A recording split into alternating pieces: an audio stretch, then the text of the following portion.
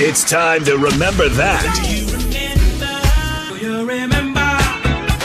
With Kyle Sandell. Presented by Matt Larson, Farm Bureau agent, located downtown Midland. So the Tigers had the Athletics playing in Detroit this week, and yes, it's the Athletics. That's where I'm going with this. It's got me thinking, is this the worst name in all of sports, not having a city? We all remember the Washington football team, and we had the Utah Hockey Club that will officially be rebranding to the Utah Mammoth, so no more generic names in football or hockey. But this one's different because at least those two teams had city names, right? This one, the Athletics, you don't belong to Oakland because you up and left there. You supposedly belong to Las Vegas because that's where you plan to move.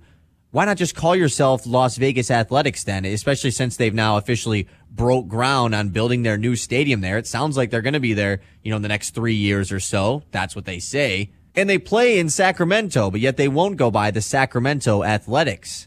I'm not going to lie, I kind of liked the Washington football team name. I thought it was pretty cool. I embraced it. It's better than Commanders. But this whole The Athletics thing, I can't get behind it. They had to change their road jerseys that had Oakland in script across the chest to say Athletics that matches their home jerseys that also say Athletics. I don't know. I think this is the worst name in all of sports, not having a city name. Remember that. Presented by Matt Larson, Farm Bureau agent, located downtown Midland. It is the Scholar Athlete of the Month, proudly presented by Fisher Companies here on Sports Radio 100.9 The Mitt. This month's recipient is Logan Snyder from Bullet Creek High School. With a 3.94 GPA, Logan's a member of the varsity golf team, revitalizing a program that was dormant when he was a freshman 4 years ago.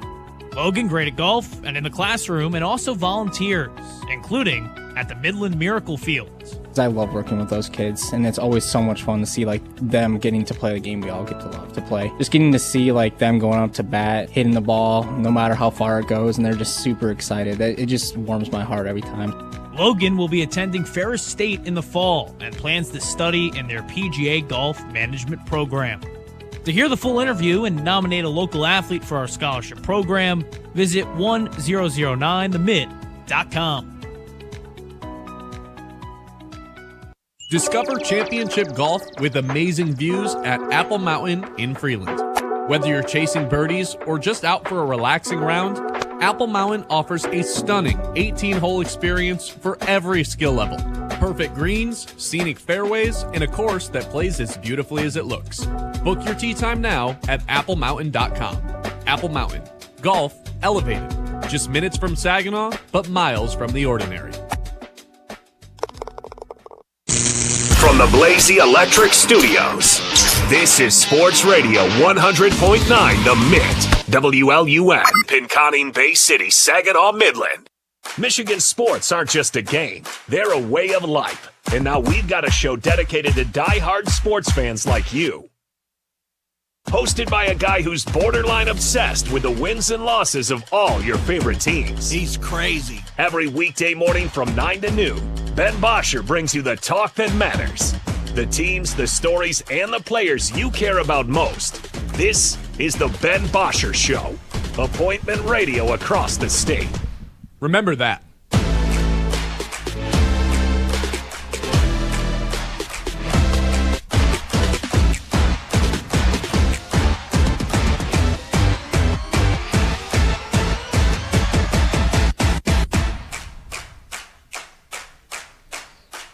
Hello, and welcome into the Ben Bosscher Show. We are live once again from the Dow Championship at the Midland Country Club as the LPGA Tour is right here in town.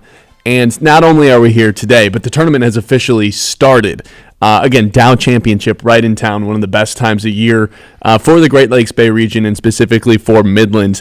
We are live from here today. We're live from here yesterday, and we're going to be live from here tomorrow for this really exciting event. We're going to get to some of the score updates in a little bit. The tournament is well underway. The golfers, not all of them, but a bunch of them started this morning, and they'll continue to go throughout the tournament. For anyone who's wondering, Lexi Thompson does tee off at 12:03 after considering that retirement last year. We kind of thought covering the tournament last year that this was going to be her last year doing the Dow Championship, and that's actually not the case. She is back in action. And Kyle, I'll bring you in right now. And also shout out Jackson Bickers, who's back in the Blazy Electric studio, getting us in and out of break. Kyle, I will say, yesterday I said we would make our picks for who was going to win the Dow Championship, and we forgot to do that. But I'll tell you right now, yesterday, I don't actually know if I'm allowed to say this. But yesterday, you're just gonna do it anyways. I'm just going to do it. Right. I did place a bet on Lexi Thompson and Megan Kang, both from the United States, to win this thing. Yeah, it seems like you were leaning that way, right? I mean, you kind of teased it all show yesterday, whether it was Lexi Thompson's group or the defending champs, kind of the only two groups that we were discussing about picking. But yeah, I don't disagree. I mean, I'm not super knowledgeable about it all, about the field of players and everything, but going with the big name, I think, is an easy choice. 144 players, 72 teams, 72 holes over the course of today, tomorrow, and throughout the weekend. Two winners will be crowned on Sunday, as this is the only tournament on the LPGA Tour where you're partnered up. And today is an alternating shot, which means pressure. Not everyone gets a shot. You hit a great drive off the tee. You better come through for your partner and hit your iron right onto the green. All right, who's your ideal? I'm going off topic right off rip. Let's do it. Ideal person to partner up with you if you were in something like this. Now you got to go obviously Tiger Woods, but you got to have a good time with this guy too, or girl. So you don't want to just are you going for the win or are you going for a good time? You're not going to win. Think about this. You're not going to win. Steph's a pretty good golfer. That's a good one. Steph's like a notoriously good golfer. And Steph's like you're a big basketball fan. Like that would make sense. I'll go with Steph Curry. How about that? Yeah, that'd be who I partner up with for this. And then he'd have a perfect drive off the tee, and I'd be like, don't worry, Steph, I got us. And then I'd shank one right into the water. All right, we'll circle back to the Dow Championship stuff. Again, we're here from 9 to noon for the next 2 days, and we were here yesterday as well. We'll get back to that and hopefully have some more stuff for you there and get some score updates a little bit later on. So I want to start the show by going over the Tigers game last night. Jack Flaherty was not disastrous, which is an improvement from what he had been his last couple of starts. Still not great, but not disastrous, which I guess at this point in the season, where they are right now in desperate need of arms, you'll take it. The problem is their offense completely disappeared last night. Shut out for the 5th time all season long against the A's. Just kind of a punch to the nose there to get shut out by the A's, especially at home. But as for Flaherty, I mean, we talked about it. The last 2 starts, 15 earned runs over the course of 7 innings, blow-up starts, taken out of the game early. Yesterday wasn't necessarily like that. He got through 6 innings, only gave up RBIs, only gave up runs on 1 pitch, but that pitch happened to be a 3-run home run after walking a couple of guys onto base too. And that was the score after that pitch. That was the score of the rest of the game. Game ends in a 3-0 loss for the Detroit Tigers. It's okay. They're still in first place. But the Jack Flaherty thing, taking notes on the game and watching it thinking, what are we going to start with tomorrow? He gets through the first inning, and it looked really promising. Started using that changeup effectively, which is funny because he had only really used the changeup this year 3% of the time. It was like 2.8% to be exact. And he throws it the second pitch of the game and gets a swing and miss. And you're like, all right, here's some adjustments. My velocity in my fastball's down. My command's a little bit down in terms of where I'm placing my slider. Let's start working in the changeup a little bit more. And that got me really excited as a baseball fan. Hey, he's actually making adjustments right in front of our eyes. So I come into today thinking, well, maybe we're talking about Jack Flaherty really bouncing back. Then he gives up the home run. Other than that, he was fine. He gave up a couple of scares too and got out of some pinches, but that first inning, 6 pitches, 1, 2, 3, and then second inning starts throwing that changeup a little bit more, gives up a walk, gives up a single, no damage done. Third inning gives up 2 walks, and then that's when the Nick Kurtz blast to dead center happens. So it wasn't his best start. It wasn't his worst start. It's somewhere in the middle. If this is what we're expecting from Jack Flaherty now, then I guess that's exactly what I do expect from Jack Flaherty now, which I guess is not a good thing. He gave up the blast, gets himself into a pinch more often than not when he goes out there on an inning-by-inning basis. More often than not gets out of it too, but still the home runs have been a problem because that's his 5th home run given up in the last 3 starts. And it's not even like it's just the home run that you're upset about. It is the early walks, I think, that really got him in this jam. It almost felt destined to happen. I actually almost texted our Tigers group chat. I know it's as easy to say afterwards. But after he gives up that walk to put 2 on for Kurtz, it's like, okay, something's coming here. Like, you can't just have this many walks early in the game, lose batters as much as he was. But I do think, like you said, to your point, this isn't a blow-up start, but this isn't a bounce back. It's somewhere in the middle. I think this is positive, right? Because we talked about on yesterday's show what happens if there's another one of these from Jack Flaherty. This was not another one of these. But there's nothing they can do, right, even if it was a blow-up start. He's their highest-paid pitcher, and they're in a starting rotation right now that has a ton of injuries. So Flaherty returning to somewhat decency is super important for this Tigers rotation. Last night is probably a step in the right direction towards that. The loss isn't necessarily on him. A 3-0 shutout. Right, Anytime you get shut out, you kind of point to the offense, and everybody got shut down pretty good for the Tigers yesterday. Nine strikeouts, only 1 walk, not the ratio you want to see. And we had all but 3 Tigers strike out yesterday in terms of the guys that got at bats, and there was 10 of them in total. So not a great day from the plate. Lopez, you got to give him a round of applause because he tormented the Tigers for, what do you go, 7 innings? 7 innings. Yeah, even after he gives up the double to Jahmai Jones to start the 7th inning, he still gets out of it. Like, he was actually dealing yesterday. I wasn't even very upset watching this because, like, Flaherty gives up the 3 runs on 1 swing of the bat. And this Lopez guy, I mean, they could not touch him yesterday. It was brutal. It was brutal. A couple positives, though, if you'll allow me. Dylan Dingler, behind the plate, is menacing to anyone trying to steal a base. A menacing presence behind the dish. He should have had 2 runners thrown out yesterday. Yes. Only ends up with 1. I guarantee you if Javi Baez is on the reciprocating end of the throw out at second rather than Gleyber Torres, he does have 2 of them and has 11 on the season. The throw totally beat Butler to second base. By a couple of steps, Yeah. and Gleyber just comes down sweet, like tries to tag him and kind of just misses it. And Gleyber's fine on second base. Like, I'm not going to sit here and bash him for him, but Javi doesn't miss that kind of stuff. So Dylan Dingler has 10 now runners caught stealing on the season. And it feels like way more than that because he's had 32 attempts on him. For some reason, it feels like he catches runners way more often than 33% of the time. Because when he does, I mean, these balls are on a rope, a frozen rope, just line drive right above second base. And we saw we really saw 2 of those yesterday. It's just unbelievable. Soderstrom tried to steal, and it was just like, yeah, this isn't happening, man. Like, you just can't try to steal on Dylan Dingler. It's a legit weapon behind the dish right now. Yeah, he has an absolute cannon, and it was something that, remember, you brought up a couple weeks ago, and I kind of gave you crap for it. Like, look, that's why are we talking all-star about this, man? Like, we got Cal Raleigh that's hitting bombs. Let's talk about the real stats. But I mean, this is very important, right? Especially for a catcher in Dingler that is replacing Jake Rogers, who's been known as this defensive catcher. So I think it's very important that he has shown the ability to be nearly just as good as Jake was. Dingler to me is someone who, not right now, because Cal Raleigh's kind of a different animal, but like a couple of years from now, I don't see any reason that this guy can't be one of the better catchers in the American League and Major League Baseball in general. I mean, is he already not? Yeah. Yeah, like had the big bomb yesterday in the game to give him the lead, and they never looked back from that. Throwing runners out at second yesterday, despite the Tigers offense not really coming to life. Like, that at least was a positive that you could point to throughout. And then the other thing that happened yesterday that I thought was very interesting, the Tigers all but told us, we don't trust the 4-H's in the bullpen. We don't trust these guys, Holton, Hannafy, and who's the last H? Why am I drawing a blank right now? Hannafy and Herder. We don't trust these guys. They used, not all brand new, but 3 newish guys in the bullpen.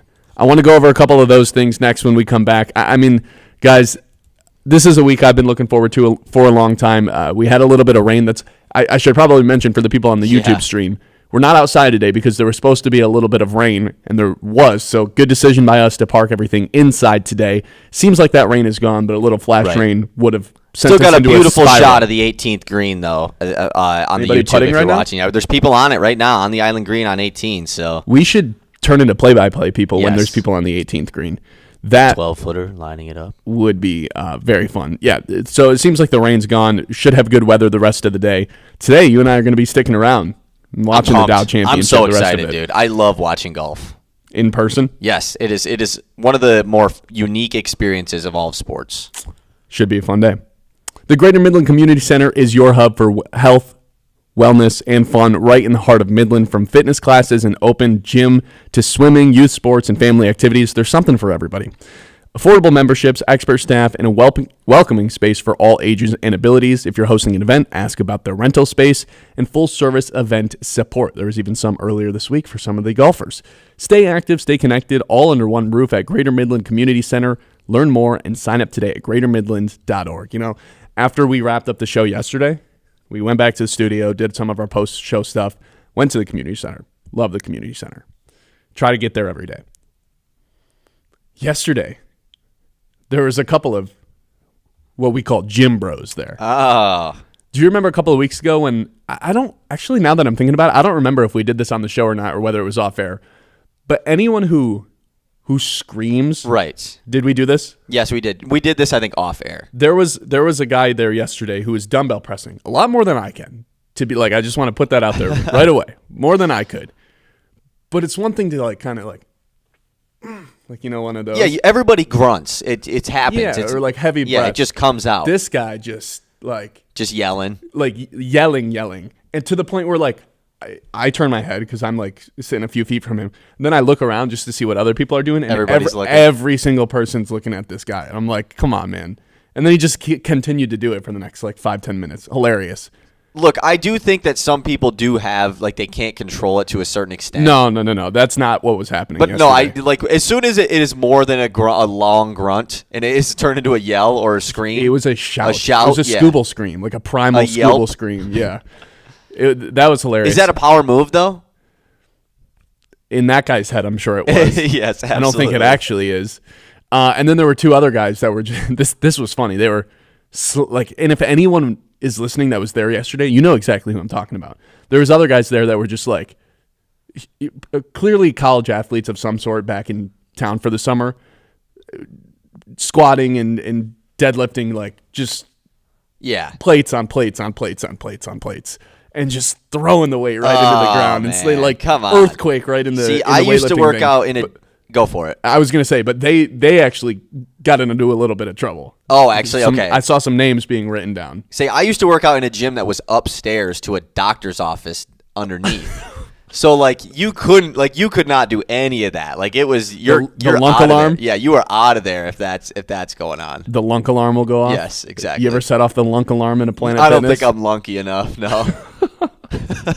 Yesterday, the Tigers finally admitted they've got a bullpen problem. Let's go through it and some of the new faces they showed off yesterday. 989-837-6125. It's the Ben Bosscher Show live from the Dow Championship right here on Sports Radio 100.9 The Mitt.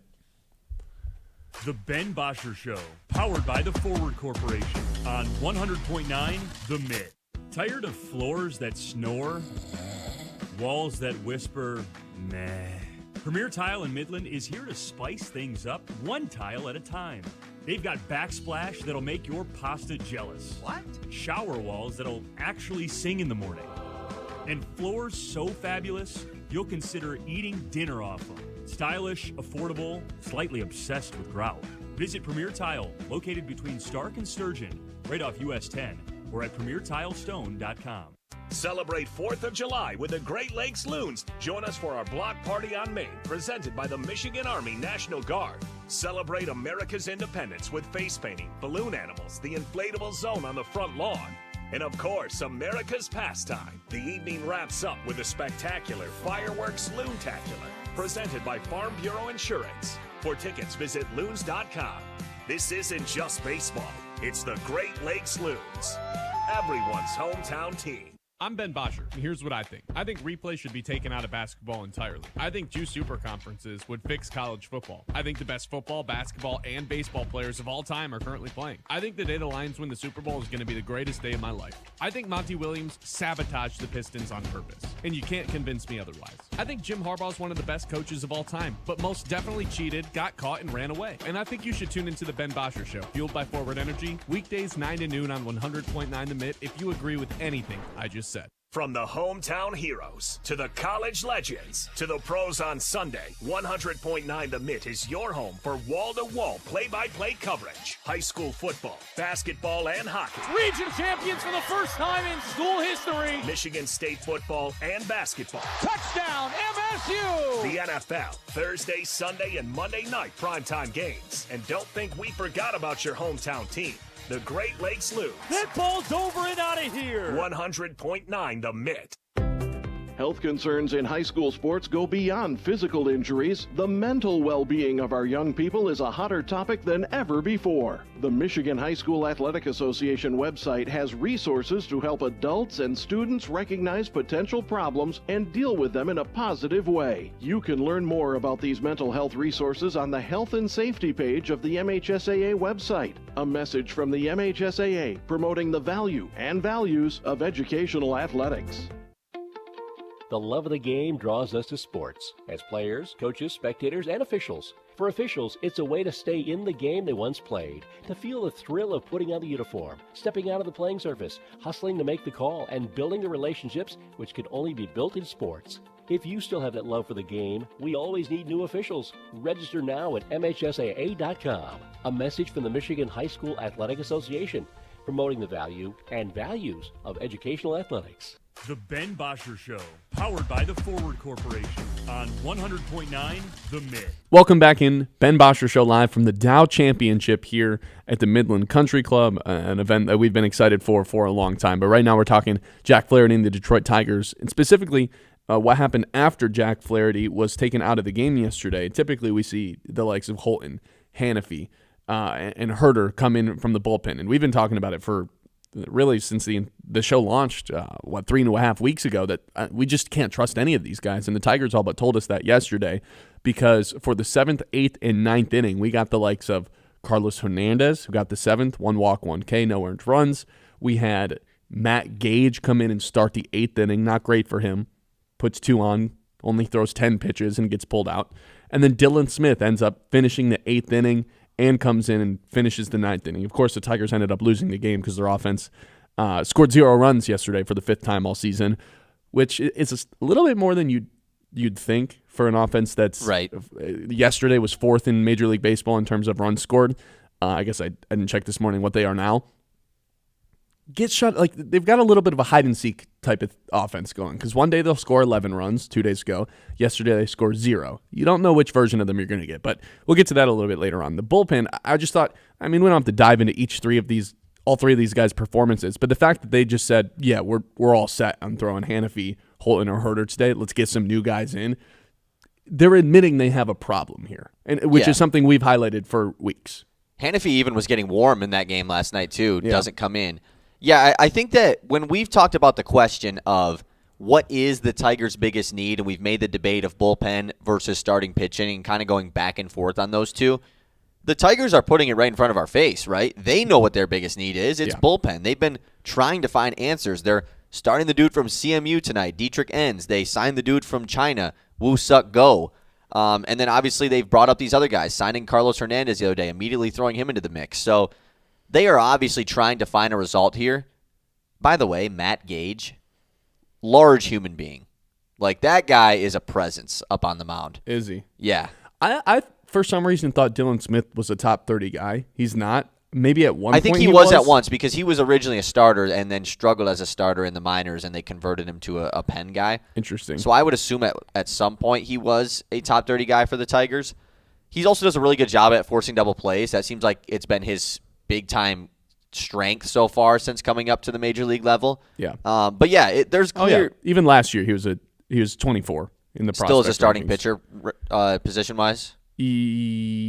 Yes. Or I guess it probably just says right-handed pitcher. Says, it just says RHB. Probably, because I think they converted him to a reliever this year. So, but yeah, I mean, these guys, I don't even think it's the fact of if they're pitching good or not. It's just clear that the Tigers are trying to change something up and find somebody out of the pen that they can rely on going forward, because right now they don't have much of that. Man, Smith in 2022 was a top 10 prospect in the farm system.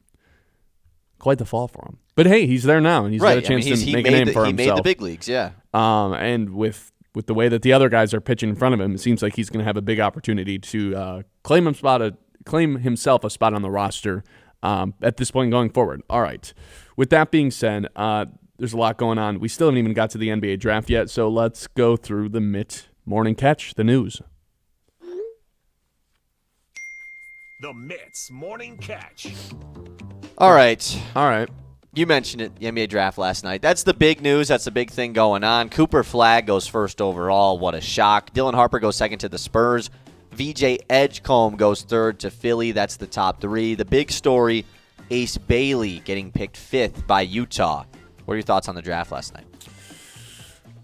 Everyone made a big deal about where Ace Bailey was going to fall because he had bad representation and he was dodging workouts and trying to get himself to a certain team, which, by the way, it feels like maybe the college athlete in basketball has gotten a little bit too much power because now this just happens. And I guess last year when it happened, Alex Sarr wasn't like a college guy, but like you have all these prospects whose goal should be to be taken first overall, and this is now back-to-back. Not that Ace Bailey was going to get taken first overall, but he was the third-ranked prospect for most of this year. Yeah, and then just started ducking workouts and trying to pick and choose where he wanted to go. Literally last year. Told Utah, don't draft me. And then they just did. And then Alex Sarr did a very similar, like probably goes number one last year Definitely and basically tells Atlanta, I don't want to play for you.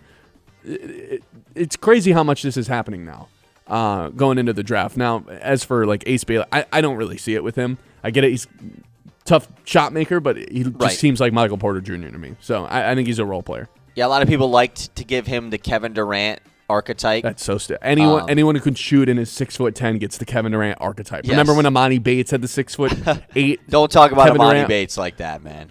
I used to be told he was next Kevin Durant when he was in high school, and then he stopped growing. He obviously was. And had a lot of other situations go on. A lot of other problems. I mean, the Ace Bailey stuff to me it's just very odd. I don't understand why these guys don't want to go to a certain place. I mean, it's very obvious when he was drafted. Obviously, you were excited about being drafted and everything, and he showed that. But then when he goes to the press conference, they ask him, "Oh yeah, did you have any idea Utah was going to pick you?" He's like, "No idea." It's like, I think he was. Not I don't the good blame answer him. there. I don't blame him.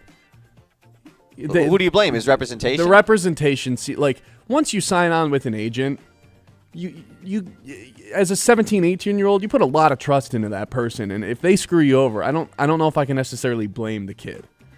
If the agent's telling you, I think it's the best for you and what you want. Yeah, but he probably believes that same thing, though, right? There's no way he's like... Because you trust your agent. If your agent's telling... If you hire an agent that you trust, and a year later he's like, we're doing this because I think it'll benefit you, you're probably just going to trust him. Yeah, of course. They're your agent. I just don't like the idea of dodging where you want to get drafted, and it seems I like agree. that's happening a lot more, specifically in the NBA. Well, there's people doing it in the NFL too. Like Shedeur did it. How'd that work out? Yeah, that's a way How'd different that work story. out? Yeah, exactly. No Pistons pick in the first round. They'll be picking tonight in round 2, which is the first time they've split it up to 2 days. Unnecessary. Very unnecessary. Like I do get it because the draft night is just really long in the NBA in general. But like, who is watching the round 2 coverage of the NBA draft tonight? Not me. I mean, I'll watch for the Pistons pick. I'll get a notification when the Pistons pick. Really? I don't need to. Wow, I don't need to watch that. it. I don't need to watch the whole thing to see who they end up picking. Yeah, you're right. I'll come into tomorrow's show and know everything I need to know about this person. Yeah, that's fair. And then there was a trade that went down during the NBA draft. Mark Williams of the Charlotte Hornets finally gets traded after trying to get traded during the regular season this year. The Lakers traded for him, and then like 2 days later, he failed his physical. They called the trade off. He gets traded to Phoenix last night for their 29th pick in the first round and then a 2029 first-round pick. Yeah, I couldn't believe Phoenix did this and was just dealing out more picks when it happened. But that 2029 is protected in a good amount of ways. It's not theirs. It's not that great it's of a basically pick. Cleveland's pick in 2029. Well, it's between Cleveland. It's like it's the between worst a few pick. teams. Yeah, and I don't know if Cleveland's it's not still going to be be a good by then. first. Yeah. So like, I guess it's a little less surprising, but at the same time, like Mark Williams. And then they drafted a center Malawach. as they traded for Mark. They were on the clock to draft Malawach, and they traded for Mark Williams. So they're building their team around Malawach, the Duke guy, the Duke center who was awesome in the March Madness tournament. Yeah. Mark Williams, Devin Booker, and Jalen Green. Don't forget about Bradley Beal. And Bradley Beal. Yeah, that bunch of centers has 11 and seed 2 written all guards over it. there. Yeah, exactly. Okay, let's move on to some NHL news that we got last night. There's new talks for a new CBA in the NHL, and apparently in that new CBA talks, 84-game regular season in discussion. What's the idea behind that? I tried figuring this out, and I haven't really found the exact reason why. It's just weird because you look at the NBA that has the same format, an 82-game regular season, and all the talk there is how it needs to shrink. And NHL's like, nah, we're leveling up. So I actually was thinking about this yesterday. After I got home, I was thinking about Tyrese Halliburton's Achilles injury and Tatum's Achilles injury. And then I was thinking about how sad I would be if Cade Cunningham had an injury like that. And I had a realization. You know how people always complain about the NBA? Oh, these guys don't try in the regular season. Right. Like, it's not as urgent as college basketball, and that's why people... It is true. Like, the reason that people don't try as much in the NBA regular season is because when they are going 100%, Achilles tear. It's simply what happens when the urgency level goes up for players that are that skilled and that athletic. And you have to put the wear and tear on your... When you are seriously locked in the way that it takes to play in a playoff game, Achilles tear. That's just what happens in 2025 with how athletic these guys are. So if you're expecting them to play like that for 82 games in the regular season, I have a bad news for you. It's not going to happen because you know what? Right. The other players see this. They know if they ramp the intensity up, they've got a chance of letting these injuries happen that not just affect them for the rest of the season, but the rest of their careers. And then here's what I started to think about on my walk after I started thinking about this. How have we not, like, fixed Achilles injuries? Not, like, after it happens, that's but what I'm kind of thinking about. Making them more preventable. Especially in 2025, like, where the health and injury stuff seems to be at an all-time high as far as how the doctor situation, everything goes, you know? Of course, neither of us are doctors, but, like, it feels like there's got to be someone out there studying how to protect Achilles injuries. I mean, there are 4 guys that tore their Achilles/ACL in the playoffs this year. Yeah. That's ridiculous. Like 4 star players. It's crazy. And it's less about the rehab because now they have like this whole thing where like you have to get the surgery within 24 hours or like as soon as possible, and that should help your recovery. So they're making steps in that regard. But how do we prevent these injuries from happening?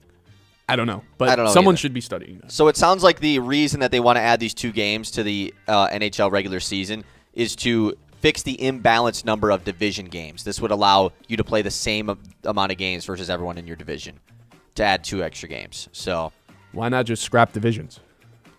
That's just a way bigger change, right? I mean, I guess, I don't know, changing the amount of games in your season is a pretty big change. The NHL has by far the most confusing format to make the playoffs. Right, it is by very confusing. It's not confusing if you're a hockey fan, but if you don't actually like follow the NHL and then like jump in like the April, playoff picture. It's like, wait, how does Who's this in work? the playoffs? Yeah, it's confusing. This is funny though. A source told ESPN that there is some concern on the players' side about wear and tear from the 2 additional regular season games. Really, the 2 extra games is going to add a lot of wear and tear. Oh, that's. I thought the NHL players they are, but all I hear about is how tough they are and how they play through injuries. What's another 2 games? It's a good point. Let's add this last thing, and then we'll save the rest for later. Reese Olson, in his hopefully final start last night in Toledo AAA, 4 innings pitched, 2 earned, 5 Ks, 3 hits, and a walk. Decent start for Reese Olson. Kind of like you said, maybe not have him out there for a lot of time, just pitched the 4 innings. Hopefully he's going to return soon, man. They need him to come back. Understatement. Yeah. Desperately need him. They're in desperate need to add Reese back to the starting group, so hopefully they can. Like I said, the 4 innings pitched in Toledo last night. Hopefully that is the end of his stint with the Mud Hens. That is going to do it for our mid-morning catch. We'll get to some more news in the 11 o'clock hour. We've got some draft stuff coming up. But before we get to that, how does Cade Cunningham rank amongst the last 10 number 1 overall picks now that Cooper Flagg has been drafted? That is next here on the Ben Bosscher Show on 100.9 The Mitt. The Ben Bosscher Show, powered by the Forward Corporation on 100.9 The Mitt. Flat-out dominance for Great Lakes out in Fort Wayne, Indiana. An 11-0 drubbing of the Tin Caps, where the offense came to play 11 runs, 12 hits, and the pitching struck out 11. Mike Sirota has been great through the first 2 games this week in Fort Wayne, and really the entirety of his tenure with the Loons. 4 ribbies last night, including a 2-run homer in the 6th. Next to us, Sirota swings. Clobbered in the air to left. Campbell will give it a look, but bye-bye baseball. Absolutely smashed by Mike Sirota. We're waiting for it to drop. It did. And it was crushed a long way. 405, 110 off the bat. Sirota makes it 6-0 Loons. Loons and Tin Caps, Game 3, pregame at 6:50 tonight. It is the Scholar Athlete of the Month, proudly presented by Fisher Companies here on Sports Radio 100.9 The Mitt. This month's recipient is Logan Snyder from Bullet Creek High School. With a 3.94 GPA, Logan's a member of the varsity golf team, revitalizing a program that was dormant when he was a freshman 4 years ago. Logan great at golf and in the classroom, and also volunteers, including at the Midland Miracle Field. I love working with those kids, and it's always so much fun to see like them getting to play the game we all get to love to play. Just getting to see like them going up to bat, hitting the ball, no matter how far it goes, and they're just super excited. It just warms my heart every time. Logan will be attending Ferris State in the fall and plans to study in their PGA Golf Management program. To hear the full interview and nominate a local athlete for our scholarship program, visit 1009themid.com.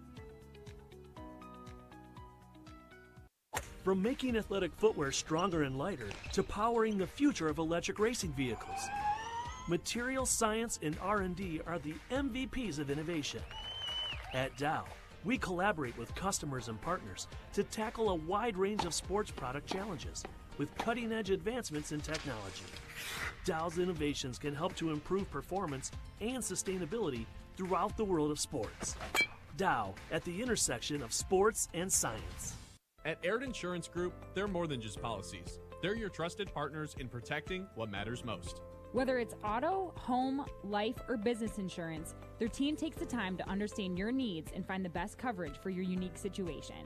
With personalized service and unbeatable rates, Aird Insurance Group makes protecting your future easy. Call Aird Insurance Group today and see why their clients trust them to keep them covered. Aird Insurance Group. The experience matters. Discover championship golf with amazing views at Apple Mountain in Freeland. Whether you're chasing birdies or just out for a relaxing round, Apple Mountain offers a stunning 18-hole experience for every skill level. Perfect greens, scenic fairways, and a course that plays as beautifully as it looks. Book your tee time now at applemountain.com. Apple Mountain. Golf elevated. Just minutes from Saginaw, but miles from the ordinary. If you see something, why do you say something? I see safe for my friends. For my community. For everyone here. We all have something worth protecting, a why that unifies us. Report suspicious activity to local authorities. If you see something, say something. The Ben Bosscher Show, powered by the Forward Corporation on 100.9 The Mid. Welcome back. We are live from the Dow Championship, the Ben Bosscher Show, live on YouTube, live on 100.9 The Mid, live on Facebook as well. Live from the Dow Championship as the first day of the tournament is officially underway. You're in charge of news. You didn't even have who's leading everyone in scoring right now? Oh, you're right. Through one round. I thought we were doing our own segment on that. Right? We'll just sprinkle it in with that throughout. So right now, Dryborough and Porter are leading things for their team. Again, this is the only tournament on the LPGA Tour where people are duoed up, partnered up. And they are -4 through 8 right now, which is leading the way. Got a couple teams at -3. The defending champions, Yin and Thitical. Scrolling down a good amount without seeing them right now. That's never a good sign. They are +1 through 6. Okay. Again, there's never been someone who's won this tournament twice. Long tournament, man. It's a long tournament. But there's never been anyone to win it twice. It's a tough course to master, some are saying. And today is alternate shot, as you mentioned, correct? Yes. Tomorrow will be best ball. Okay. So the NBA draft was last night, right? And I started to think to myself, not in terms of prospects, like who they were going into the draft, but in terms of who's had the best career / whose career is projecting to be the best, depending on when these players were drafted. Where does Cade rank amongst the other top 10 picks? Or where does Cade rank amongst the other number 1 overall picks when it comes to the last 10 years. And I'm bad at math, so I ended up doing 11 of them because I thought the 2015 draft would have been included. It's not. It wouldn't be. Yeah. It wouldn't be, but I did it anyway, and then I realized I forgot Zachary Reese-Dechet because he's a forgettable person. So I actually have 11 people. Okay. So I'll start out at the end. I'll go in reverse order. I think the worst number 1 overall pick we've had in the last 11 years is Markelle Fultz, and I don't even think it's debatable. Some people will throw out a different person, but I don't know how you could make the argument for anyone but Markelle Fultz because last year he played 21 games for his third team, the Sacramento Kings, and averaged 3 points per game. Yeah, I honestly didn't even know he suited up for the Sacramento Kings last year, so that tells you how rough it's been for Fultz. He was sent to the G League in year number 4 after being traded to Orlando, obviously taken number 1 by Philly. Orlando lets him walk for nothing after they trade for him. Averages 31 games played per season. Brutal. He's Just not like a horrendous. traditional bust, though. Like, he's an injury bust guy. There's a difference What between... are you talking about? There's a difference between traditional bust and injury bust. No, this guy was full on both. He's never been Full-blown healthy. He has literally both. never been healthy. That's fine, but even when you're right. Remember he's when he never showed been up to healthy? Philly and his jump shot was just completely But that's what changed? I'm saying. Like, even if he was healthy, there was some big red flags from the second that guy got drafted. He didn't shoot threes, and then not only did he refuse to shoot threes, one year he just decided, I'm going to start shooting threes, and shot 26%, and it didn't stop him but from at continuing Washington, to shoot threes. Then he just stopped shooting threes again. As a college player, this was the most unexpected thing that could have happened to him, though. Yeah. Like, he was consensus number 1 in a Jason Tatum, Lonzo Ball draft. Like, 2 really good prospects.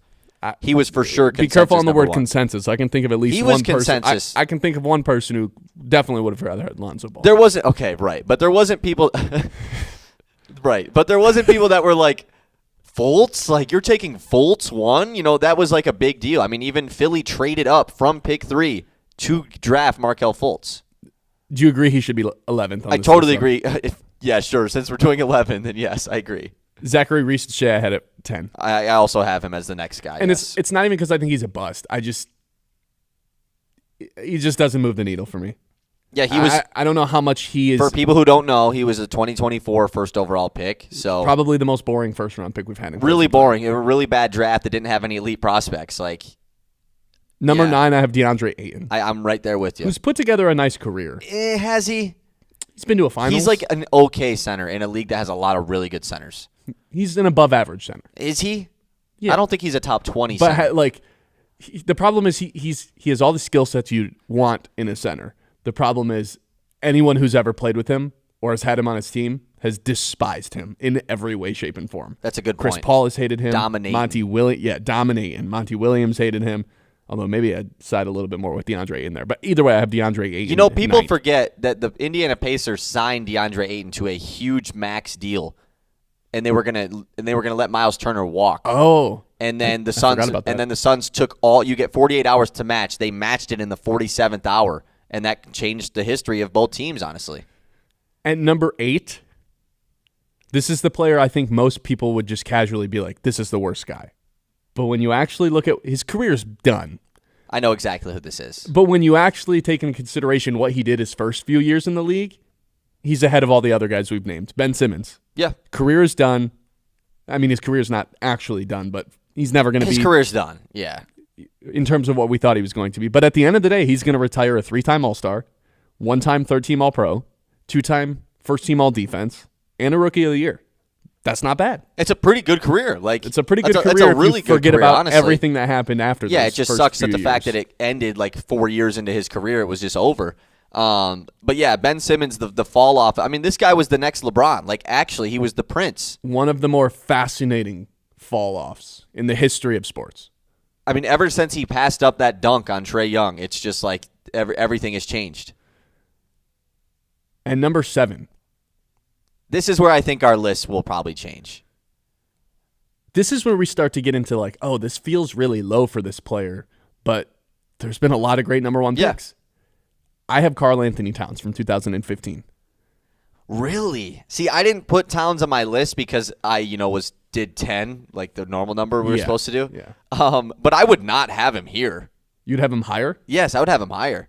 Cat has had a good career, man. Like, I know a lot of people like to dig on Cat, He's had a really good career. He has had a really good career, but I say only 4-time All-Star, 2-time All-NBA. When I went to go check how many All-NBAs he's made, and more so the All-Stars, I was like, really? He's only made 4? Like, right. I would have thought that was a little bit higher. He's made a great career for himself. Yeah. He's had another, like, he also is going to make arc. more All-Star games. Like, he's not done. For sure. But he's had a weird career in terms of, like, this is what we expected. Then it was like, we're not getting that. And now once Anthony Edwards was drafted, it was like, okay, now he can be this. And then he got traded, and it's like another dip in the career. And then he soared with the Knicks. So, like, a weird career, but a good one nonetheless. I just can't have him above all the other guys I have because everyone else that I've listed ahead of him, the top 6 guys that are number 1 overall picks, I view as franchise players, franchise-altering players. Cat to me is a second option. I would agree. A second option. I also think, too, that Cat has a pretty good chance because nobody on this list has won a title, and I think that would really affect the career aspect of this. I didn't even notice that. Cat has a pretty good chance. Like, out of all the guys right now, he has the biggest chance to win one. No. Quicker. No. Right? You don't think so? Three, 4 guys ahead of him in terms of title chances. I would put Zion Williamson lower than Cat. I have him 6th. I have Zion 1 spot higher. Like Zion, peak Zion is definitely over peak Karl Anthony Towns. But when do we ever see peak Zion?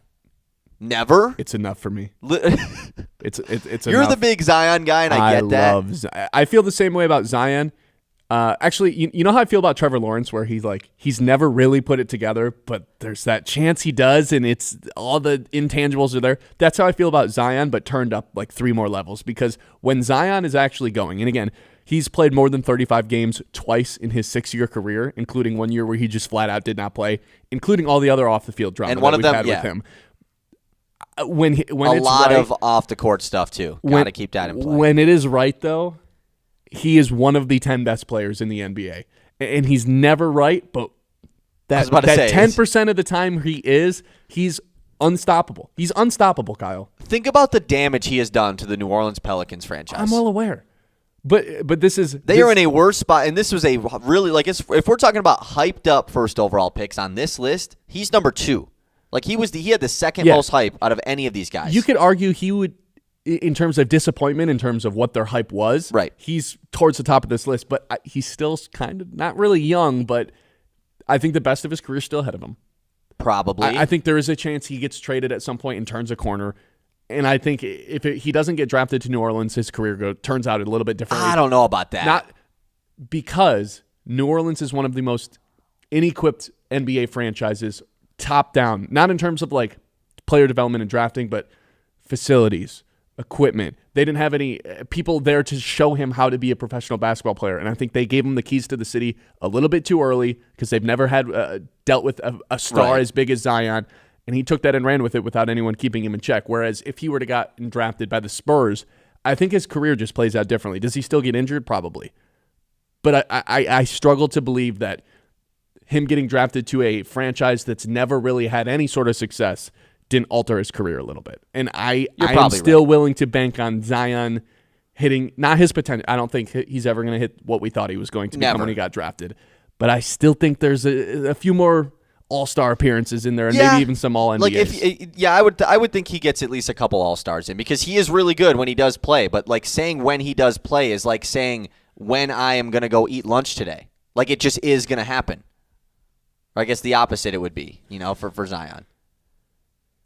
The next 3, I've been thinking about this for about 14 hours now.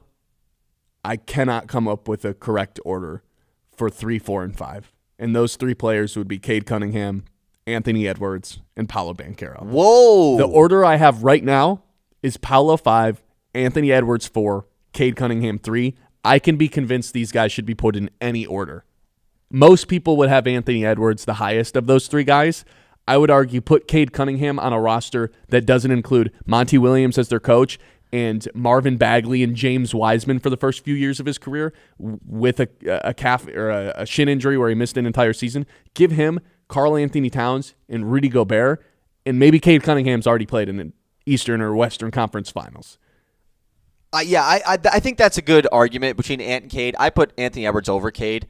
What about Paulo? I put Cade over Paulo, but I think the bigger fact is you have Flagg over all three of these guys. I have Cooper Flagg as the second best number 1 overall pick of the last 11 years. We haven't seen him yet. I know. But look at the situation he's being drafted You're right. to. This is the best situation. He has the highest floor of anyone that we have named. This is the best situation a number 1 overall pick has been drafted into in the 21st century. Like, no doubt about it. I don't know if Flagg will ever be the best player in the NBA. No. It's not impossible.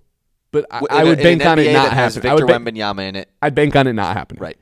My point is, I think he's going to be a top 10 player for a very, very, that seems all but certain that he is going to be one of the best players in the league for a very long time with the skill set that he brings. He has a little bit of everything. He said yesterday his favorite player was Tatum growing up. He said before his favorite players' highlights to watch are Larry Bird. Those are two guys with very complete skill sets, and that's kind of what Cooper Flagg brings to the table. Great defensively, great help side defender, protects the rim for only being about 6'8", has a little bit of dribble, has some shot creation, a great facilitator. He does everything. And with that size and that defensive ability, I think his floor is higher than anyone that we've named coming out of the draft. And when he's going to Dallas on a team with AD to protect the paint and Kyrie once Kyrie comes back and is healthy, this to me feels like a career that is going to hit the ground running for Cooper Flagg. Maybe not an all-star his first season, but at 18 years old, crazy. 18 years old, I think this is going to be an immediate impact player in the league. And that's why I have him above Cade, above Ant, and above Paulo. Yeah, I have him at 5. I have Banchero, Cade, and Ant all over him. It's just hard, because we've seen these guys turn to superstars already. All three of those guys are superstars, for sure. I'm not saying Flagg can't be one, but I'm not willing to take the risk right now. I see all the potential. I agree with you that the situation is perfect. I just can't put him over those three guys right now. All 5 of those guys, blue chip, all-star superstars, though.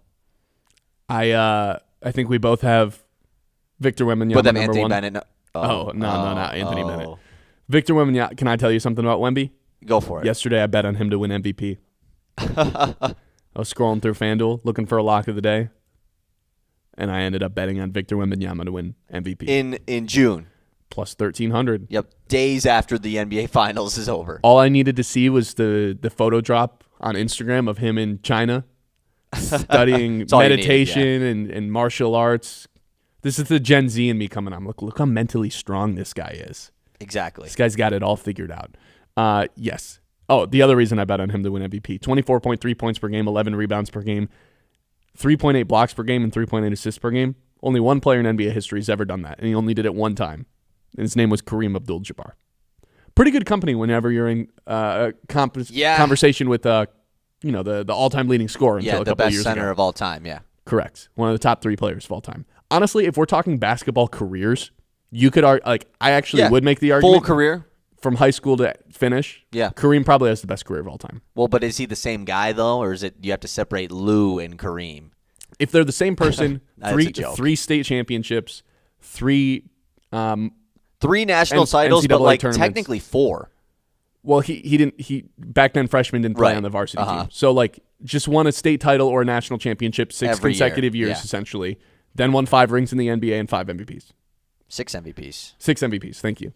Pretty hard to top that. And was the all-time leading scorer. For like the longest time ever. Yeah. 989-837-6125.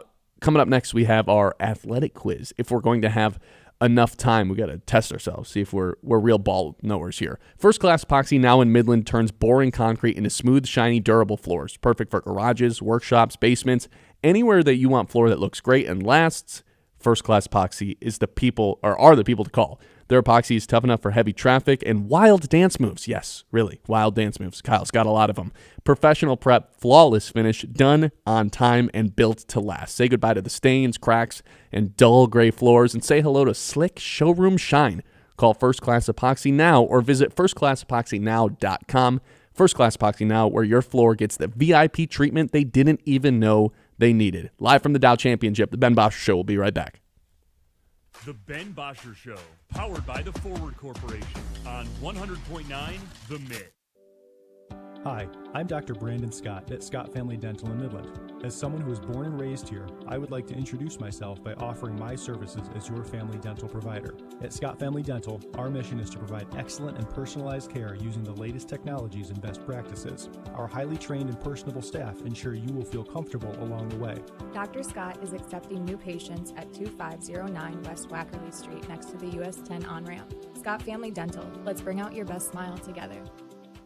The Michigan Baseball Foundation is more than just baseball. It's a driver of economic growth and community. Operating one of the nation's top minor league stadiums, MBF supports job creation and regional development. Through creative partnerships and charitable giving, MBF has helped bring projects like Dow Diamond, the East End Development, Fairfield Inn and Suites, the Plaza, and the Dow Bay Area Family YMCA to life, generating over $23 million annually in economic impact. Every Great Lakes Loons ticket supports these efforts. Learn more at MichiganBaseballFoundation.org. Get ready, Michigan. Field of Frames Fest presented by Dow is taking over Dow Diamond September 26th through 28th. It's the ultimate celebration of gaming, esports, and community, bringing together fans, families, players, and industry pros for a 3-day festival like no other. Watch elite teams battle in high-stakes competition, the Valorant Collegiate Invitational and Rocket League Semi-Pro Showdown, each with $10,000 prize pools, a $5,000 Super Smash Bros. Open Tournament, and a 17U Fortnite Youth Tournament with $1,000 up for grabs. There's live music, entertainment, and activities for all ages, plus educational panels and hands-on workshops for those interested in tech, business, and gaming industries. Tickets start at just $25, and kids 10 and under get in free. Don't miss your chance to be part of a landmark event. Visit fieldofframesfest.com to grab your tickets today. Field of Frames. Experience the element of gaming. Wackadoo! Bluey and her little sister Bingo are joining the Great Lakes Loons again this summer for Red, White, and Bluey Weekend presented by My Michigan How. It's 2 games of fun, laughter, and memories with our favorite Blue healer. Whether it's Saturday night or Sunday afternoon, don't miss out. For tickets, visit loons.com. This is the Great Lakes Loons, everyone's hometown team. Scrolling? Make it count. Want local sports content that actually matters? Yeah. 100.9 The Mitt is loaded with local highlights, viral plays, breaking sports news, and takes you can't get enough of. It's hot! Follow us on Facebook, Instagram, TikTok, and YouTube today, and you'll never be out of the loop on the Lions, Tigers, Pistons, Red Wings, Michigan, Michigan State, and even the biggest stories in high school sports in the Great Lakes Bay region. 100.9 The Mitt, Mid-Michigan's sports leader. From the hometown heroes to the college legends to the pros on Sunday, 100.9 The Mitt is your home for wall-to-wall play-by-play coverage. High school football, basketball, and hockey. Region champions for the first time in school history. Michigan State football and basketball. Touchdown, MSU! The NFL, Thursday, Sunday, and Monday night primetime games. And don't think we forgot about your hometown team. The Great Lakes Loons. That ball's over and out of here. 100.9 The Mitt. The Ben Bosscher Show, powered by the Forward Corporation on 100.9 The Mitt. We are live right here from the Midland Country Club for the Dow Championship, the 6th ever event that has happened here in the Great Lakes Bay region on the LPGA Tour. We've been doing this since 2019. I guess the tournament's been doing it since 2019. This is our second year covering it. This is my second year covering it. This is the first year we're doing the shows right here live from the Midland Country Club. This has been a very fun experience so far, and we've still got 2 more days of this, a day and a half, I guess, doing the show. And then, of course, Saturday and Sunday, we're going to continue this tournament, and a winner will be crowned on Sunday. Speaking of winners, we have a new team in first place right now. So we've got actually 2 teams tied at -4 on the day. We've got Bobby and Yoshida, both from Japan, at -4 through 10. And then we've got Dryborough and Porter also at -4 through 9. So a lot of good stuff here. We've got one team at -3, Takeda and Yamashita, and then a whole bunch of teams tied at -2 and -1. Big story. Later on, Lexi Thompson is going to be teeing off here at the Dow Championship after teetering with retirement for a little bit there. Officially did but didn't. Right. Last year we thought she was going to be here for the last time. That was kind of the big storyline. did retire from being a full-time player on the LPGA Tour, now kind of selectively choosing where she's going to be playing. And, of course, she did decide to come back here for the Dow Championship because this is one of the cooler events on tour. It's the only event on tour that the players are partnered up and have a teammate, which is a unique element. You don't see that very much at the LPGA or PGA level. So the fact that they're teaming up, I think makes the tournament super fun. Partner to lean on. I certainly need one of those when I'm playing golf because the last time I went out there by myself, last time I went out there by myself, Kyle, it wasn't too good. We got angry. We got real angry.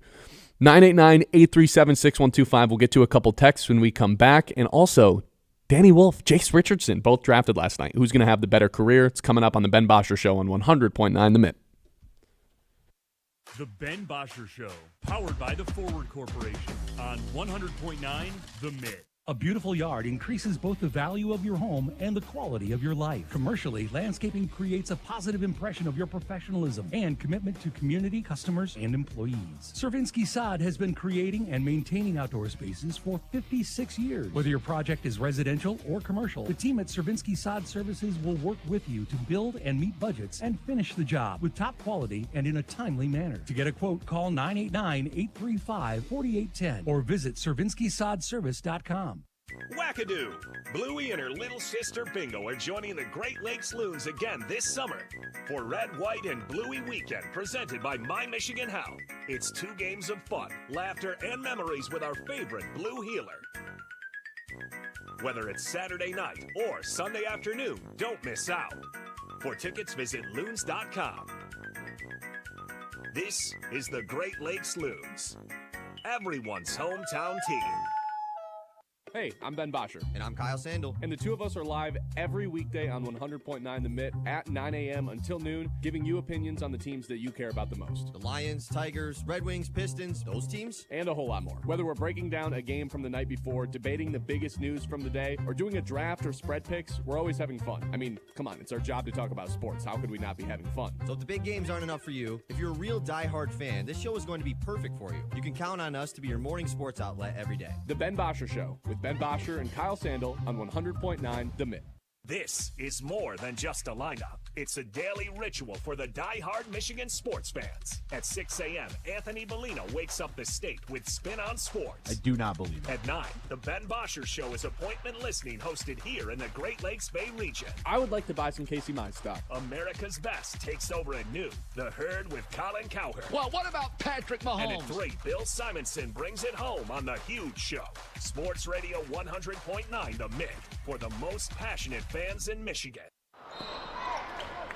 Have you noticed bad behavior has become normalized at interscholastic athletic events? Some fans seem angry. They lack civility toward one another. Some even get aggressive and unruly. Time out! What is going on? This has to stop. Let's not forget, school sports aren't just about winning. And they're definitely not an excuse to take your frustrations out on the official or the opponent. They're about teaching lessons like perseverance, respect, and empathy, so students can learn and grow as people, not just as players. We all have a role to play in setting a good example for our students and teaching them these important values.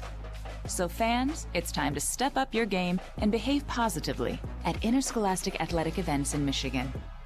This message presented by the MHSAA and the Michigan Interscholastic Athletic Administrators Association.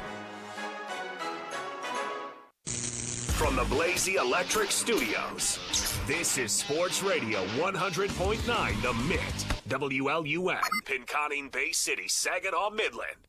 Welcome back into the Ben Bosscher Show. We're live right here from the Dow Championship. NBA draft was last night, Kyle, and there was one player from Michigan, one player from Michigan State. They're both drafted, maybe a little bit further back than we thought they were going to be in the draft. So we have Danny Wolf being taken 27th overall by the Brooklyn Nets, their 4th first-round pick of the night.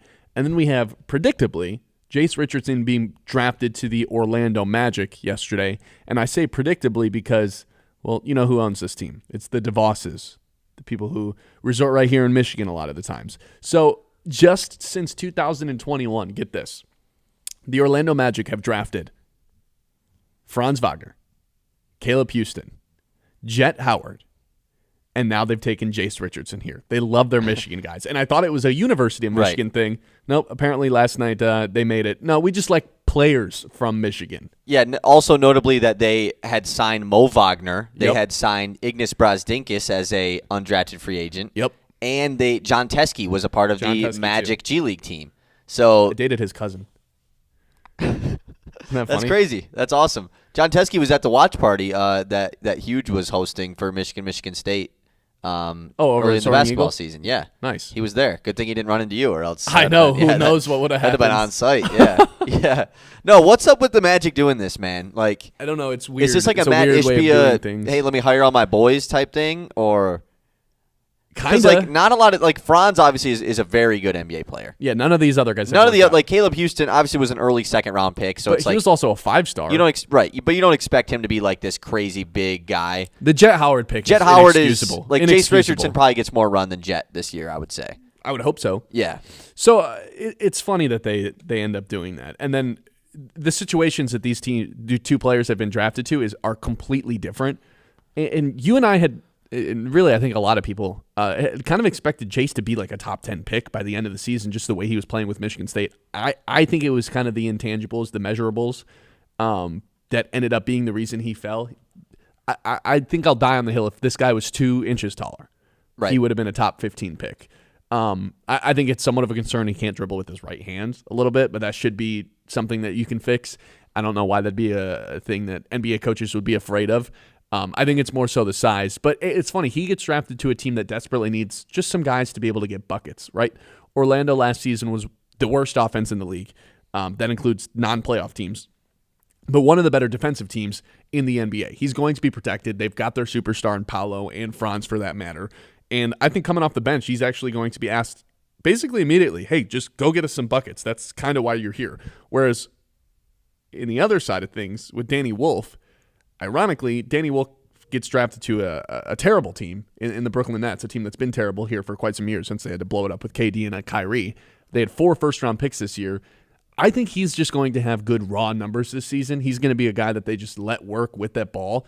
But in terms of an actual impact to helping a successful basketball team, that probably is Jace Richardson if we're talking about who has a better first season in the NBA. And if you're a raw stats guy, counting stats guy, it probably ends up being Wolf. But I'm more of a what's your role kind of person. Right.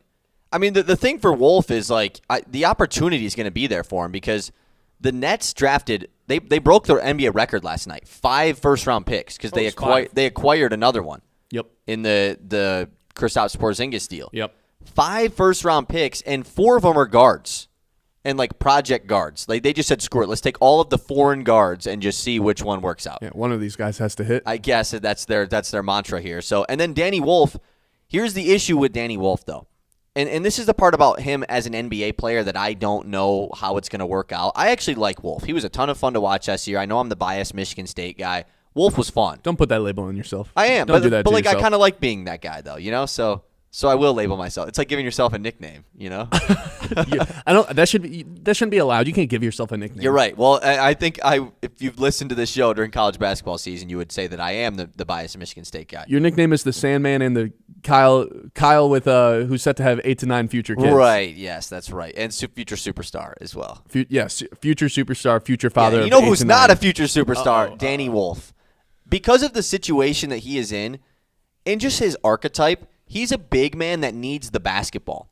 What NBA team is just like, oh, you're a 6'11" center? Yeah, you know what we need you to do? Go be a point guard.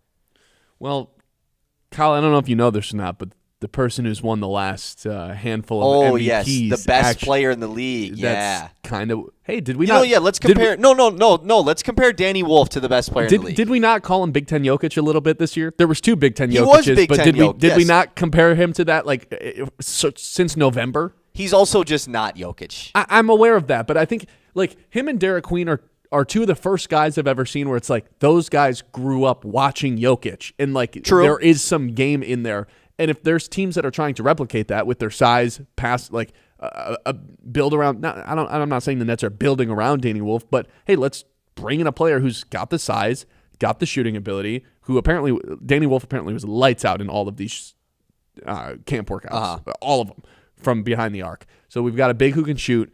got a big who can stretch the floor. But big it's who like- can run the offense through them, get himself buckets, lacks athleticism, but has the spatial awareness and vision to get everyone involved at all times if there's motion around the offense. I don't – yes, I think he's going to be an all-star at any point? Who knows? 50-50.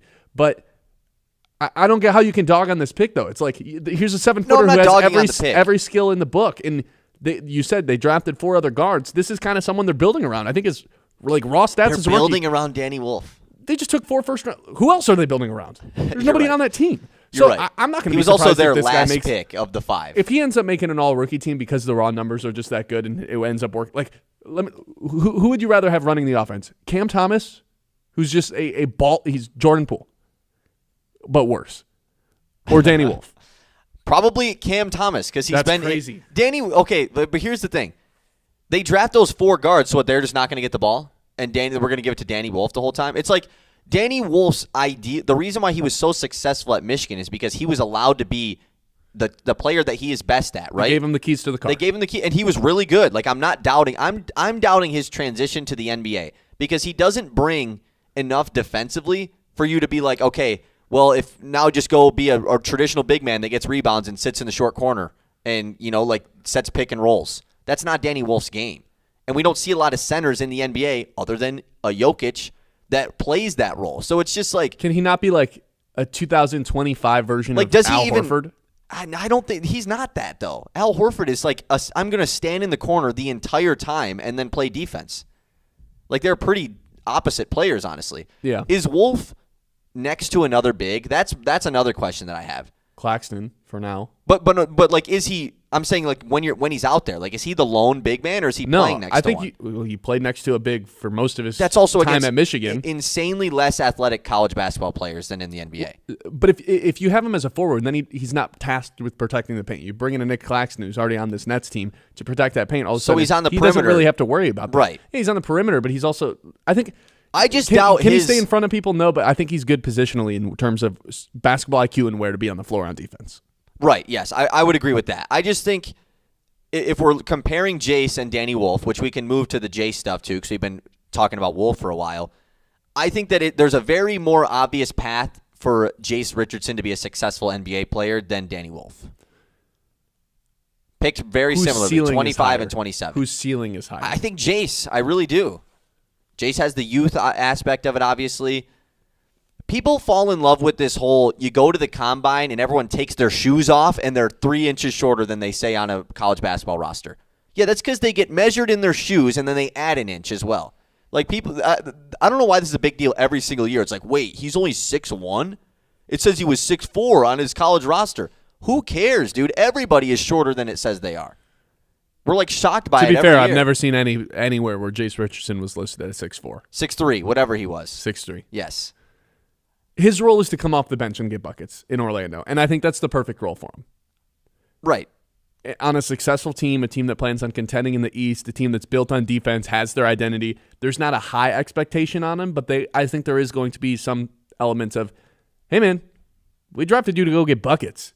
Go do that when you're out there. You're going to be in a limited minutes role. Right, but I think he does a lot more than getting buckets. Like he's not just a scorer. I think he's a good all-around offensive player. That can be true, but they've also got a lot of other good all-around offensive players. And I think when he goes out there for the second unit, they are going to ask him primarily, run the offense, go get you some buckets. You're going to be in a limited role, 10, 15 minutes a game. But when you're out there, go be you. It's a very different role than Danny Wolf is being brought into. And I'm not, like, I know I just sat here and harped on Danny Wolf, but, like, I'm not saying he's going to be bad. I just, the vision for me on, like, how is Danny Wolf going to do what he did at Michigan, I just don't see that situation ever popping up in his career. And maybe it is there in Brooklyn because they have nothing else going on. You know, like they're kind of just doing whatever with these 5 first-round picks, and Claxton's a free agent, so he might even be gone. Like, I don't even know who's going to be on this team next year. So maybe Wolf does have the green light to kind of shine a little bit here. I just don't really see it too well. Higher Standard Automotive, the name says it all. Honest, reliable auto repair done right the first time. Locally owned and operated, serving Midland with expert service and small-town integrity. From oil changes to brake jobs to diagnostics and major repairs, they handle it all with precision and care. That kind of rhymed. I didn't even mean to do that. repairs. Little poetry here, action? A little bit. Haiku? ASE certified techs, fair pricing, and commitment to doing things the right way because your car deserves better than just good enough. Drive with confidence. Choose Higher Standard Automotive. We'll take a trip around the league when we come back. It's the Ben Bosscher Show, live from the Dow Championship. The Ben Bosscher Show, powered by the Forward Corporation on 100.9 The Mid. It is the Scholar Athlete of the Month, proudly presented by Fisher Companies here on Sports Radio 100.9 The Mitt. This month's recipient is Logan Snyder from Bullet Creek High School. With a 3.94 GPA, Logan's a member of the varsity golf team, revitalizing a program that was dormant when he was a freshman 4 years ago. Logan great at golf and in the classroom, and also volunteers, including at the Midland Miracle Field. I love working with those kids, and it's always so much fun to see like them getting to play the game we all get to love to play. Just getting to see like them going up to bat, hitting the ball, no matter how far it goes, and they're just super excited. It just warms my heart every time. Logan will be attending Ferris State in the fall and plans to study in their PGA Golf Management program. To hear the full interview and nominate a local athlete for our scholarship program, visit 1009themid.com. Ace is the place with the helpful hardware, folks. Ace Hardware and Sports in downtown Midland has some extra savings for rewards members this month. Let's clean up that yard. Save $3 instantly on select Roundup and Ortho weed killers. Save $10 on 64-ounce spruce, weed, and grass killer. You know what season it is? Grilling season. Free assembly and delivery on grills, $399 and up from brands like Weber and Traeger. Need that deck touched up? Do it and save $10 instantly on a gallon of Cabot exterior stain. I'm here with Matt Smith with Modern Realty. All right, Matt, forecast 2025 for us. Well, in 2025, I believe you're going to see a much more balanced market. We've been in a seller's market for a number of years. We're still not busting at the seams with inventory, but we are seeing the market start to balance out a little bit. That means it's still a really good time to get great value out of your home. But for the buyers out there, it also means that your path to home ownership should be a little bit easier. We're in your town, your school, your huddle. 100.9 The Mitt is here for sports fans in the Great Lakes Bay region. From the hardwoods of Saginaw to Midland's Friday Night Lights. From the streets of Bay City to Freeland, Frankenmuth, and Hemlock. We roll through Beaverton, Auburn, Pinconning, Essexville, and Shepherd. All the way to Gladwin, Birch Run, Coleman, and Bridgeport. This is your sports station. High school, college, NFL, the Looms. It's all right here. 100.9 The Mitt, Mid-Michigan's sports leader. When it comes to a gun suicide attempt, all it takes is a moment. Heather and I had an argument just like any other couple. I was lost. I had snapped. I had a gun and I was going to take my own life. Heather helped me realize that there was still a life to live for the better of myself, my family. My weapon is now safely put away. A moment of crisis can happen to anyone. Store your guns, locked, unloaded, and away from ammo. Hear more safe stories at endfamilyfire.org. Brought to you by Brady and the Ad Council. The Ben Bosscher Show, powered by the Forward Corporation on 100.9 The Mid. Welcome back into the Ben Bosscher Show. We are live from the Midland Country Club, the Dow Championship in town here for the Great Lakes Bay region. Just an awesome event. If you haven't made your way out to the Midland Country Club yet this week, I highly recommend doing it. Tickets are not very affordable on dowchampionship.com. If you're an active duty or veteran, you get in for free. Kids 17 and under also get in for free. Just a great time here for the entire community at the Midland Country Club here for the next few days up and through Super easy Sunday. getting in and out of here, too. Yeah, the Disney experience on the bus. Yeah, the Champ. You get to see Champ. You know, it's pretty good. You can take a picture with Champ, too. Yep. All right. It's time to take a – well, here's the thing. Actually, you know what? Before we take a trip around the league, let's get to some text messages here. 989-837-6125 regarding the NBA redraft. It wasn't even a redraft. It was more so just talking about the last 10 years of top overall picks. Where does Cade rank amongst them? Ray says the best ability is availability. Zion is not one of the 20 best players in the NBA. He's lazy, boring, and is a complete drama show. Bosscher is too young and doesn't know any better. Real former NBA players who know the game, unlike young, local, uneducated sports show host who doesn't count. Bosscher is an ignorant and comical. Just shots after shots, man. Okay. Look, he was kind of cooking for a little bit there, and then it just took a really hard left turn. Yeah, what are you going to do? I'll tell you what I'm going to do. I'm going to sit here, do the rest of the show, and enjoy some golf a little bit later on. All right. One more. Good morning, guys. We got shut out by a minor league level pitching team with a 4.25 ERA, talking about the Tigers, and a 1-4 record at the time, talking about Lopez.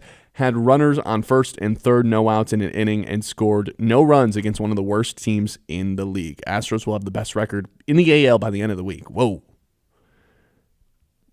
Yeah. By the end of the week. So right now the Tigers are 50-31. The Astros are 47-33. Seems unlikely. Today is Thursday. Yes. So, that's like literally impossible. Unless your definition of end of the week is Sunday. And even then, that would be very difficult for that to go down. So we'll see. All right. Here's our plan. We're going to take a quick break, come back, and potentially do a little trip around the league. Maybe something else planned as well. It's the Ben Bosscher Show live on 100.9 The Mitt. The Ben Bosscher Show, powered by the Forward Corporation on 100.9 The Mitt. At First Class Epoxy Floor and Counter, floors don't just get coated, they get a makeover. Epoxy's so tough, it shrugs off spills, stains, and even your wildest dance moves. Garages, workshops, anywhere you want a floor that's smooth, shiny, and just a little bit sassy, they handle it all with style. No more boring floors. Get ready to impress everyone who walks through the door. Slide into durability and flair. First Class Epoxy Floor and Counter, where your floors get the VIP treatment they didn't know they needed. Hi, this is Jim Mahoney with Link Technologies. If you are a business or a nonprofit organization wondering how to navigate today's technologies landscape, let Link Technologies' talented staff work with you to develop a technology plan custom to your specific needs. We bring 27 years of experience helping businesses and nonprofit organizations just like yours achieve their technology goals. Contact us today and see how the right balance between cloud and on-premise resources can best work for you. Something happened when we can't be our true selves. You can hear it in our laughs. There's the half-hearted chuckle. The courtesy conference caller. Yeah, great. And of course, the I'm only laughing because I'm dating your daughter. Oh, that's so true. If you want to laugh for real, try having some Miller Lite with some friends. It works. It's Miller time. Celebrate responsibly. 2021 Miller Brewing Company, Milwaukee, Wisconsin beer. Celebrate 4th of July with the Great Lakes Loons. Join us for our block party on Main, presented by the Michigan Army National Guard. Celebrate America's independence with face painting, balloon animals, the inflatable zone on the front lawn, and of course, America's pastime. The evening wraps up with a spectacular Fireworks Loontacular, presented by Farm Bureau Insurance. For tickets, visit loons.com. This isn't just baseball. It's the Great Lakes Loons, everyone's hometown team. Local sports don't stop when the game ends, and neither do we.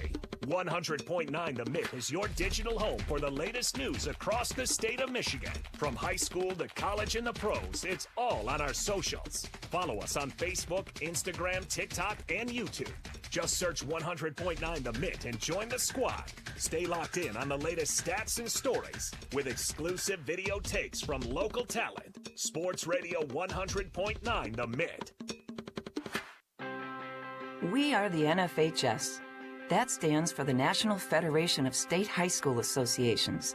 But really, what we stand for, together with the MHSAA, are the 292,000 high school sports students in Michigan. And so we stand. We stand for the runners, soccer and basketball players. We stand for their coaches, administrators, and officials. We stand for the swimmers, football players, and wrestlers. We stand for the golfers, softball, and volleyball players. We stand as the national leader and advocate for high school athletics and all who participate in them and make them possible. Because it is our purpose to ensure that high school students get to play, perform, and compete together. To learn more about who we are and what we stand for, visit nfhs.org. Here are 5 good reasons for high school multi